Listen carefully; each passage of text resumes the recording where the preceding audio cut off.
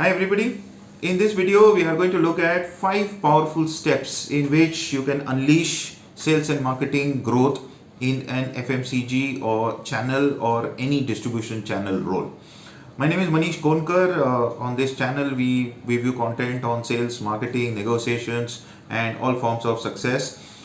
We also are a digital marketing agency. So let's begin. Okay. Now we have done a lot of work with FMCG. My first job was in ITC, and over the last so many years, we worked with multiple companies in the FMCG space. Now, when you join as an area sales manager or as a territory sales in charge, area executive, an individual contributor, or an area manager, your distributor is going to be the most important person that you need to manage. And most of the time, the conversations that we have with area sales managers is distributor ka ego is a lot. Distributor is an egoistic person. He doesn't understand what I'm trying to do. Well, we believe that it is you who is not able to understand what the distributor wants. And the distributor is not interested in primary sales. He is also, let's say, only interested in, not just only interested in secondary sales, but there is one parameter which if we don't understand, it will be impossible for us to manage the distributor, and that is calculating and maintaining the return on investment, the ROI of the distributor. So in this video, we are going to look at 5 steps by which you can take to manage this very critical channel member properly, whether you are in the automobile industry managing a dealer, whether you are in the FMCG industry managing a distributor, or anywhere in construction, cement, paint, roofing products, tiles, all these companies, seeds, food products, all these companies operate with a channel, and managing the distributor therefore is critical. Alright, so the first step is to learn how to calculate the return on investment. Return on investment consists of 3 different parameters. There is a gross margin, there is a net margin, there's a gross margin minus expenses, which is called net margin, and you got an investment. Now, the first point is that most companies don't even track ROI on a regular basis. We teach this subject in our courses all the time, but very few of that input actually gets implemented.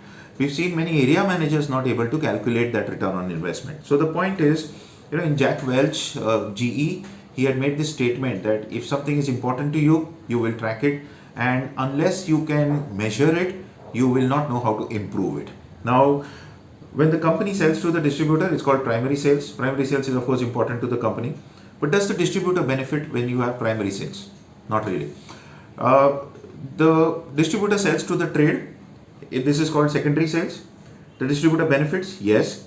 But if he sells it at a very low margin and there is huge amount of investment that he has already made in the product, it doesn't work out for him. His secondary sales goes up, which is again good for the company, okay for the distributor, but unless it happens at the right investment level and therefore the right ROI, it doesn't work at all. Alright, so therefore point number 2, 3 and 4. Okay, point number 1 we look at is, are you actually measuring ROI? Second point is, what steps are you taking? Now, how do you improve ROI and how much should it be? So the point is that if you had 10 lakhs, 50 lakhs, whatever is the investment of the distributor, and I asked you to invest it in something, okay, in a bank FD, maybe you would make 6%, maybe you would make 8%. If you put it in a corporate bond with India Infoline or something, you would perhaps make 10 or 12%. This keeps changing from time to time, and the service promise that we normally give is that our business should give at least twice the bank rate. So if the bank rate is about 6 to 8%, 10% or so, the dealer should make at least 20 to 24% in ROI, right? Given the rule of 72, which many finance people talk about, his money triples in 3 years at the rate of 24%. Now, how do you bring an ROI to a level of 24% if it is not at that level right now? There are only 3 ways of doing it. First is you increase gross margin. Second is you reduce expenses. And third is you rationalize investments. So first point, gross margin. What actions can I do to increase his secondary sales? Can I get him to sell more of the products which are where the company gives a bigger gross margin? The company gives you a lot of incentives. Can I help the channel member actually utilize each and every? There will be a turnover incentive, there will be a focus product incentive. So how do I get the distributor to actually utilize all the incentives that are on tap? So if a standard margin is 5%, these extra incentives can sometimes take, double this whole piece to even 10% also. Second point is rationalization of expenses. Are his salespeople productive? Is the godown in the right locality? Is the rent unnecessarily high? Is he rationalizing beats so that the expenses on travel, on delivery fees is rationalized?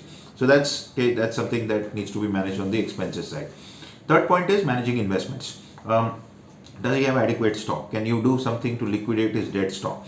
Can you increase the delivery frequency to him so that his investment is reduced? Can you help him control credit in the market? Better product planning, better beat planning will help you control that credit in the market. So this is step number 4. And step number 5, the last step is, once you realize that yes, these are the actions that need to be taken, it's not that these actions will produce results immediately. So what is required is a final step called a joint business plan. Now, what is a joint business plan? This is your ROI today. This is where we will take your ROI over the next 6 months to 2 years. Okay, for that, these are the extra margins. This is how you're going to earn the extra gross margin. This is how we're going to rationalize the expenses, and this is how we're going to rationalize the investment. All right. So to summarize, these are the 5 steps by which you can manage your channel members properly. This is a critical aspect of a typical sales and marketing role. A lot of us in channel management simply don't learn these things in B school, and therefore we struggle when we join an FMCG or any other channel company. If you've reached till here, you know what to do. Thanks a lot for subscribing to this channel, and I will see you in the next video. Okay, I'm Maneesh Konkar signing off. Thanks.